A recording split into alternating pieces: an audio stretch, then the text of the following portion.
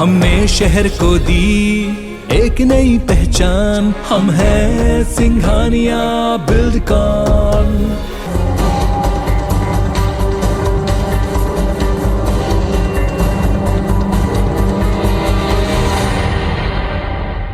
नमस्कार, मैं हूं अविनाश पाठक। IBC24 की खास पेशकश पड़ताल में आपका स्वागत है। उद्योगों की स्थापना के बाद क्षेत्र का विकास होता है, ये तो आपने देखा होगा। लेकिन क्या आपने सुना है कि उद्योगों की आने की आहट मात्र से ही रातों रात क्षेत्र की तस्वीर बदलने लगे? गांव अचानक शहरों में तब्दील होने लगे, कच्चे मकान आलीशान इमारतों में बदलने लगे। सुनने में आश्चर्य जरूर होगा, लेकिन ये हकीकत है। रायगढ़ जिले के तमनार ब्लॉक के तकरीबन आधा दर्जन गाँव में इन दिनों कुछ ऐसा ही नज़ारा है। इन नज़ारों के पीछे आखिरकार सच्चाई क्या है, ये आज की इस पड़ताल में हम आपको दिखाएंगे। लेकिन पहले देखिए ये रिपोर्ट। किसी ने क्या खूब लिखा है, गांव को गांव ही रहने दो साहब, क्यों शहर बनाने में तुले हो। ये लाइनें इन दिनों रायगढ़ जिले के तमनार ब्लॉक के कोल ब्लॉक प्रभावित गांवों पर बिल्कुल सटीक बैठ रही है। इन गांव में जाने से आपको ऐसा नजारा दिखेगा जिससे आप सोच में पड़ जाएंगे। दरअसल गांव में पिछले कुछ दिनों से नए निर्माण की बाढ़ सी आ गई है। एक दो नहीं बल्कि सैकड़ों गांव की संख्या में गांव में मकान, दुकान, कॉम्प्लेक्स, शेड, फार्म हाउस बड़ी तेजी से बनाए जा रहे हैं। चौंकिएगा नहीं, ये काम ना तो राज्य सरकार का है और ना ही केंद्र सरकार की किसी योजना के तहत हो रहा है, बल्कि ये निर्माण खुद वहां के रहने वाले लोग करा रहे हैं। गांव की गलियां हो, खाली पड़े खेत हो या ऊंचे टीले हो या फिर बाड़ियां हो, हर जगह आपको बड़े शहरों की तर्ज पर कंस्ट्रक्शन नजर आएंगे। बड़ा सवाल यह है कि अचानक इन गांव में ऐसा क्या हो गया कि नए निर्माण की बाढ़ सी आ गई है। ग्रामीणों के पास इतना पैसा कहां से आ गया कि बड़े बड़े निर्माण कार्य हो रहे हैं।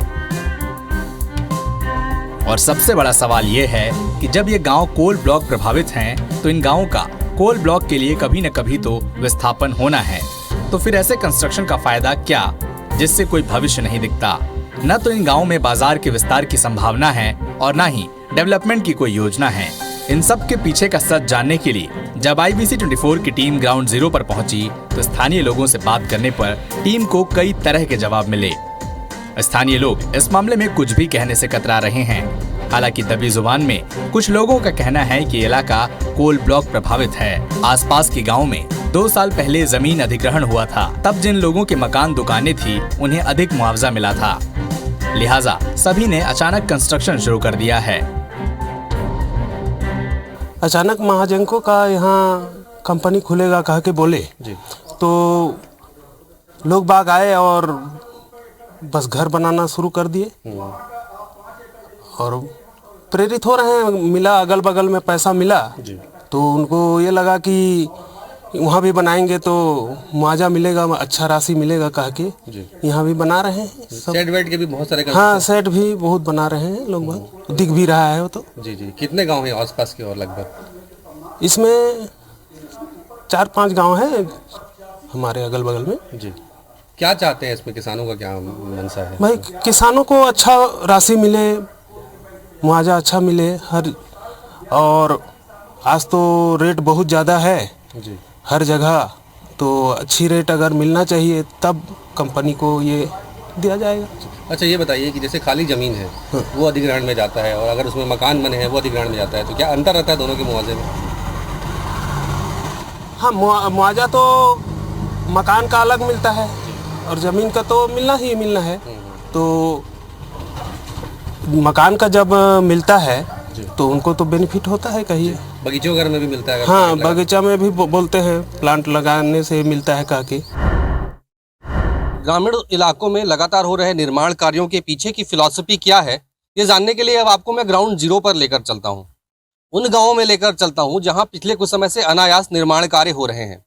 आपको जानकर हैरत होगी कि तमनार ब्लॉक के लगभग 14 ऐसे गाँव हैं जहाँ पिछले कुछ समय से लगातार मकानें बन रही हैं। इन मकानों को देखकर आपको यकीन नहीं होगा कि ये ग्रामीण इलाके हैं। ऐसे इलाके जहां विकास की संभावनाएं कोसों दूर है। अगर इन इलाकों में इस तरह की आलीशान अटारियां बन रही हैं, तो ये कई सवालों को जन्म देता है। तमनार ब्लॉक के रोड़ोपाली, ढोलनारा, चितवाही, मुड़ा गांव, बजर मुड़ा, नागरा मुड़ा जैसे करीब 14 गांव ऐसे हैं जो वनांचल क्षेत्र हैं। ये गांव जिला और ब्लॉक मुख्यालय से कोसों दूर है। वनांचल और पहुंच विहीन होने के चलते ये गांव पिछड़े हुए हैं। कुछ महीने पहले इस इलाके में कोल ब्लॉक का चिन्हांकन हुआ, जिसके बाद महाजेंको यानी Maharashtra state power generation company को कोल ब्लॉक आवंटित कर दी गई। कोल ब्लॉक के लिए जमीन अधिग्रहण की प्रक्रिया शुरू होनी है और इससे पहले संबंधित गांवों का सर्वे भी होना है। इसी की जानकारी मिलते ही इन गांवों में अचानक धड़ाधड़ निर्माण शुरू हो गया। सिर्फ 2 से 3 महीने में इन गांवों की देखते ही देखते सूरत बदल गई। क्या खेत, क्या खलिहान और क्या ऊंचे टीले, यहाँ तक बाड़ियों में भी शॉपिंग कॉम्प्लेक्स बनने लगे। एक गांव में अमूमन 2 से 250 पक्के मकान बन चुके हैं। सभी 14 गांवों को मिलाकर तकरीबन 3500 से 4000 पक्के मकान शॉपिंग कॉम्प्लेक्स बन चुके हैं। IBC 24 की टीम की पड़ताल में ये पता चला कि इन मकानों को कामचलाऊ तौर पर बनाया जा रहा है। जिन मकानों के बेस के लिए कम से कम 9 इंच के पिलर की जरूरत होती है, उन मकानों की कंस्ट्रक्शन कॉस्ट बचाने के लिए अधिकतम 4 से 5 इंच का पिलर लगाया गया है। ऐसे में ये कंस्ट्रक्शन कई सवालों को जन्म दे रहे हैं। मैं जो तस्वीर आपको दिखाने जा रहा हूँ उसको देखकर आपको भी यकीन नहीं होगा कि एकाएक इस तरह से गांव की तस्वीर कैसे बदल सकती है। तो पहले मैं आपको गांव की तस्वीर दिखाता हूँ।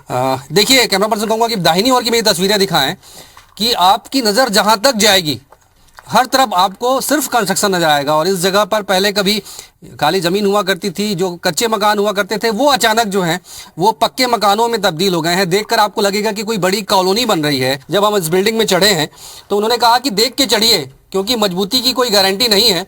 कुछ दिन पहले एक हादसा भी हुआ है, लगभग महीने भर पहले एक बिल्डिंग के गिरने से एक व्यक्ति की मौत हुई थी, 2 लोग घायल हुए हैं। तो ये एक हादसा इस इलाके में, उसके बारे में हम चर्चा करेंगे। क्या कारण है भैया, ये बताइए मुझे।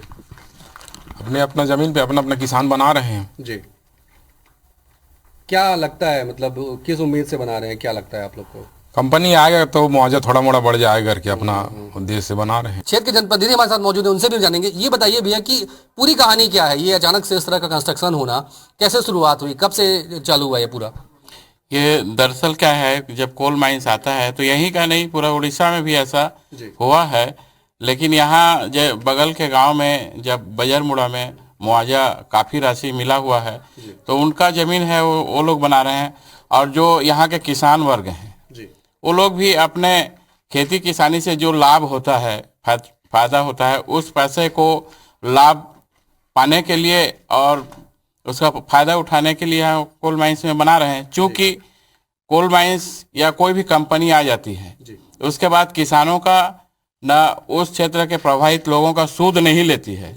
तो चाहते हैं लोग बाकी हम उससे पहले अपना फायदा उठा लें।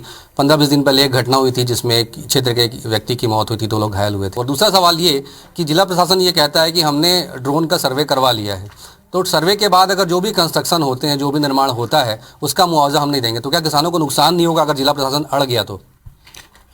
नहीं देने की स्थिति में किसान को नुकसान तो होगा, लेकिन यदि किसान का जब यहाँ धारा 4 नहीं लगा है और कोई नोटिफिकेशन नहीं आया है तो कलेक्टर चाहे SDM अपना लेटर निकाले हुए हैं जो कंपनी के दबाव में। तो कंपनी अपना एक रास्ता चुनती है, लेकिन पब्लिक तो कंपनी के फेवर में या उनके ये में नहीं रहेगा। कंपनी अपना काम करेगी और किसान अपना काम करेगा। क्या? और निर्माण के बारे में जो बताया, यहाँ जो भी निर्माण हो रहा है अच्छे कालम के साथ में, अच्छे यहाँ पे कोई घटना नहीं हुआ है। क्या अपन ये मान लें कि अगर जिला प्रशासन अड़ जाता है तो हम हाई कोर्ट तक भी दरवाजा खटखटाएंगे 4 गुना मुआवजे को लेकर? और कलेक्टर या शासन प्रशासन नहीं सुनती है तो हम न्यायालय का जरूर उसका अपन दरवाजा खटखटाएंगे। जी, तो ये बात समझिए आप कि ये किसानों का हक है। किसानों का ये कहना है कि पूर्व में जिले में जितने भी उद्योग आए हैं उन उद्योगों के आने के बाद किसान चले गए हैं, उन्हें उचित मुआवजा नहीं मिला, रोजगार नहीं मिला, बोनस नीति का लाभ नहीं मिला। अब किसानों को ये लगता है कि चूंकि धारा 4 का प्रकर्षण अभी बचा हुआ है और शासन की नीति कहती है कि खाली जमीन की बजाय अगर जमीन में कंस्ट्रक्शन हुआ है, अगर जमीन में फार्म हाउस बना हुआ है या जमीन में शेड बना हुआ है तो उसकी अतिरिक्त राशि मुआवजे के रूप में किसानों को मिलती है। तो किसानों का यह कहना है कि उन्हें उनकी जमीन का उचित मुआवजा, अधिक से अधिक मुआवजा मिलना चाहिए। अगर जिला प्रशासन इसको मान्य नहीं करता है तो वो हाई कोर्ट का भी दरवाजा खटखटाने को मजबूर होंगे। गाँव की इन तस्वीरों को देखकर आपको ये तो समझ में आ गया होगा कि ये सारा खेल मुआवजे का है। दरअसल रायगढ़ जिले के तमनार ब्लॉक में कोल ब्लॉक का आवंटन हो रहा है और इस कोल ब्लॉक के दायरे में तकरीबन 14 गांव आ रहे हैं। राज्य और केंद्र सरकार की मुआवजा नीति ये कहती है कि खाली जमीन पर कम, मकाने और दुकानें बनने पर कहीं अधिक मुआवजा दिया जाना है। इतना ही नहीं, पेड़ों पर भी मुआवजे का प्रावधान है। लिहाजा इसी मुआवजे को अधिक से अधिक प्राप्त करने के लिए ये पूरा खेल खेला जा रहा है।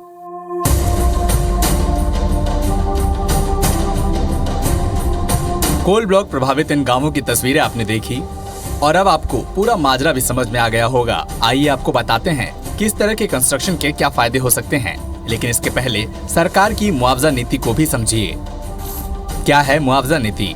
सरकारी और गैर सरकारी प्रोजेक्ट के लिए अब जमीन अधिग्रहण से पहले क्षेत्र का सर्वे होता है। सर्वे के बाद धारा 4 का प्रकाशन होता है। जमीन की खरीदी बिक्री के साथ ही नामांतरण बंटवारे के साथ नए निर्माण पर रोक लगा दी जाती है। खाली जमीन, खेतीहर जमीन, मकानों और दुकानों के मुआवजे की अलग अलग दरें तय हैं। खाली जमीन की बजाय पक्के कंस्ट्रक्शन होने पर अधिक मुआवजा मिलता है। जमीन व्यावसायिक पट्टे की हो या फिर व्यावसायिक उपयोग में ली जा रही हो तो अधिक मुआवजा दिया जाता है। लिहाजा इसी अधिक मुआवजे की लालच के चक्कर में मकानों को दुकानों और शॉपिंग कॉम्प्लेक्स में तब्दील किया जा रहा है। कहानी यही खत्म नहीं हो रही। जिन ग्रामीणों के पास पक्के कंस्ट्रक्शन के लिए पैसे नहीं हैं, उन्होंने कच्चे पक्के शेड लगाकर जमीनों पर निर्माण शुरू कर दिया। कुछ ने तो बाड़ियां भी बनाई हैं। जानकारों का कहना है कि अगर किसी भी जमीन पर 2 साल पुराना पेड़ हो तो न्यूनतम 12,000 प्रति पेड़ और 5 फीट की ऊंचाई वाले पेड़ को 3,000 प्रति पेड़ मुआवजा मिलता है। ऐसे में लोगों ने कम जगह पर अधिक प्लांटेशन भी शुरू कर दिया है। कुछ ने तो कम समय में अधिक ग्रोथ होने वाले पौधे लगाने शुरू कर दिए हैं। रोड़ोपाली, ढोलनारा, बजरमुड़ा जैसे गांव में किसान ऐसे सैकड़ों की संख्या में कच्चे पक्के शेड लगाते नजर आ जाएंगे। शेड और सीमेंट पोल की जरूरतों को देखते हुए गांव में सीमेंट पोल, बारबेट वायर, शेड, लोहे की पाइप की दुकानें खुल गई हैं। सड़कों के किनारे शेड देखकर आपको लगेगा कि मुर्गी पालन, बकरी पालन जैसे व्यवसाय की तैयारी है, लेकिन हकीकत कुछ और ही है। एक और तस्वीर मैं आपको दिखाने जा रहा हूं और उस तस्वीर को देखने के बाद आपको यकीन नहीं होगा कि इस तरह की स्थितियां भी निर्मित हो सकती हैं। ढोलनारा गांव की तस्वीर आपने देखी और इस वक्त मैं रोडोपाली गांव में मौजूद हूं और मैं आपको बता दूं कि किस तरह से आसपास के अन्य गांवों में भी कंस्ट्रक्शन हो रहे हैं। कैमरा पर्सन को कहूँगा कि मेरे पीछे की तस्वीर दिखाएँ। देखिए, जो पीछे आपको प्लांटेशन नज़र आ रहा है, इसके पीछे की जो फिलॉसफी है वो मैं आपको बताता हूँ कि दरअसल जब राज्य और केंद्र सरकार मुआवजा नीति के तहत मुआवजा का वितरण करती है और अगर किसी ज़मीन पर पौधे हैं और पौधा अगर 3 साल से अधिक उम्र का है तो उस पौधे की कीमत लगभग मुआवजे के रूप में 3,000 रुपये मिलती है और अगर पुराना वृक्ष है तो लगभग 12,000 रुपये तक एक पेड़ का मुआवजा जो है वो किसानों को मिलता है। तो इस लिहाज से बड़े पैमाने पर क्षेत्र में प्लांटेशन भी हो रहे हैं। आप देखिए कि यहाँ पे किस तरह से यहाँ पे प्लांट्स लगाए गए हैं, आम के और अन्य पौधे यहाँ पे लगाए गए हैं और कहीं ना कहीं किसानों को ये लगता है कि अगर जब इस ज़मीन का अधिग्रहण होगा तो इन पौधों के बदले किसानों को अधिक मुआवजे की राशि भी मिलेगी। और इसके अलावा एक और तस्वीर जो आपको दिखाना चाह रहा हूं कि आपने देखा कि किस तरह से ढोलनारा गांव में बड़ा कंस्ट्रक्शन हुआ था, लेकिन ऐसे किसान जिनके पास उतनी राशि नहीं है कि वो बड़े कंस्ट्रक्शन कर सकें तो उन्होंने एक दूसरा तरीका अपनाया है। देखिए कि किस तरह से गांव में इस तरह के शेड बन रहे हैं। आपको लगेगा कि यहाँ पे कोई मुर्गी फार्म बनाने की तैयारी की जा रही है या बकरी पालन के लिए शेड बनाया जा रहा है, लेकिन ऐसा कुछ भी नहीं है। ये जो शेड है इसका क्या उपयोग होगा ये ग्रामीणों को भी नहीं पता, लेकिन ये एक शेड नहीं है, ऐसे इस पूरे इलाके में तकरीबन 400 से अधिक शेड बनाए गए हैं। और मुआवजा मिलेगा, कंपनी में जाएगा तो बोल के शेड बना के रखे हैं। कितने गांव में ऐसे बने होंगे आपके? ऐसे लगभग 7-8 गांव में ऐसे बना है। घर भी बना है, घर के ऊपर में भी शेड बनाया है। कुछ पौधे भी लोग लगा रहे हैं, तो क्या पौधों का भी मुआवजा मिलता है क्या? हाँ, छोटा पौधा का नहीं मिले बोल रहे हैं, बड़े पौधा का मिल सकता है। तो ऐसे पौधे लगा रहे हैं लोग यहाँ पे? क्या कुछ फार्म हाउस अगर बना है? आम पेड़ का लगाते हैं, अभी नहीं लगा रहे हैं।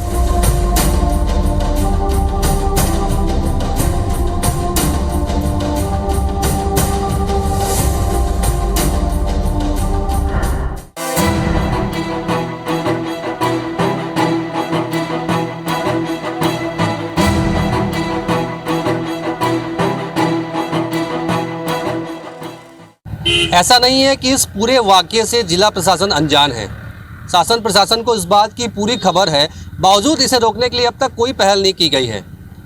ग्रामीण इलाकों में निर्माण कार्य बदस्तूर जारी है, सुरक्षा नियमों की अनदेखी भी हो रही है, लेकिन प्रशासन मौन है।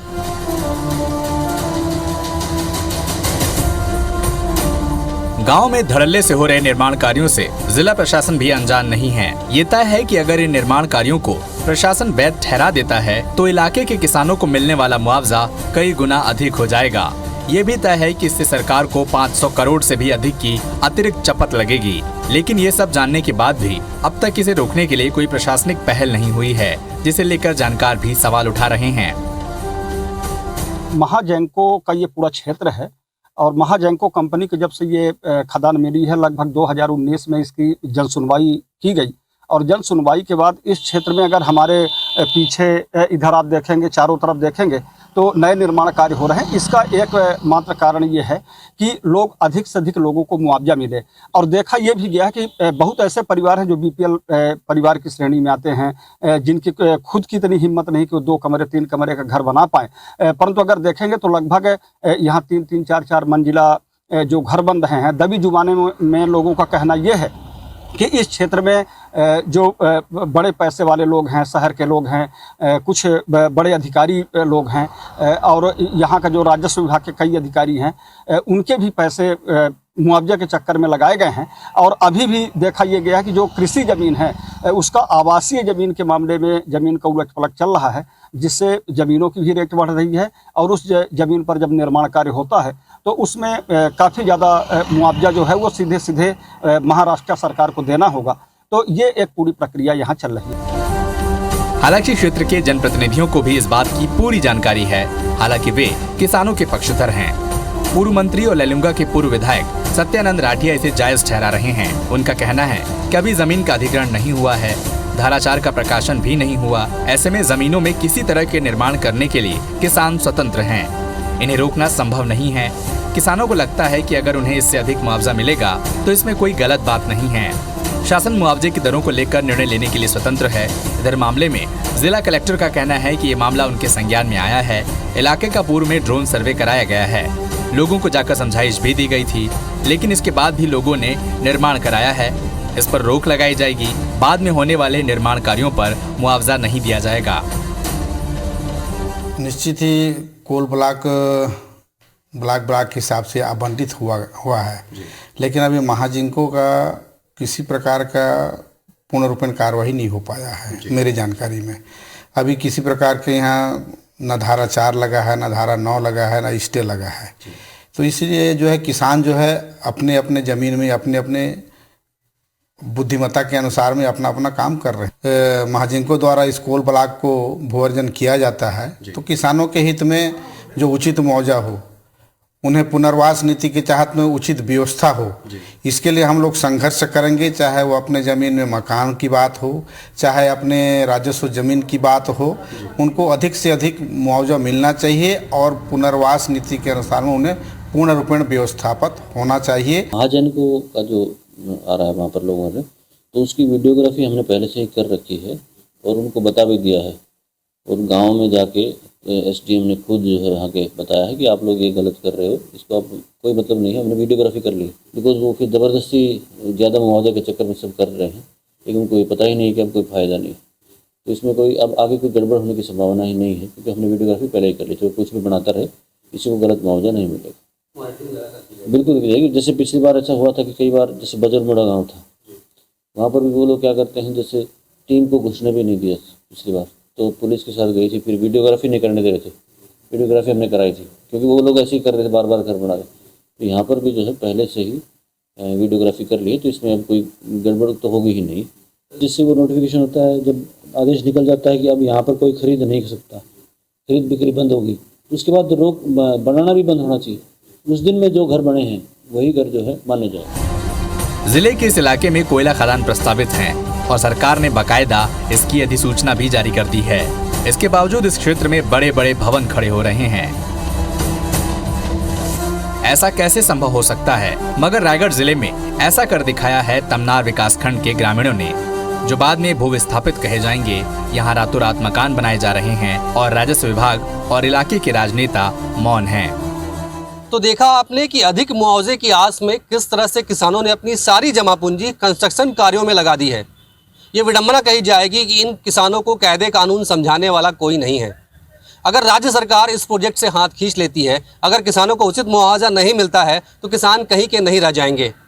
हम उम्मीद करते हैं कि हमारी इस रिपोर्ट के बाद राज्य सरकार की नींद खुलेगी और किसानों के हित में सरकार ठोस कदम उठाएगी।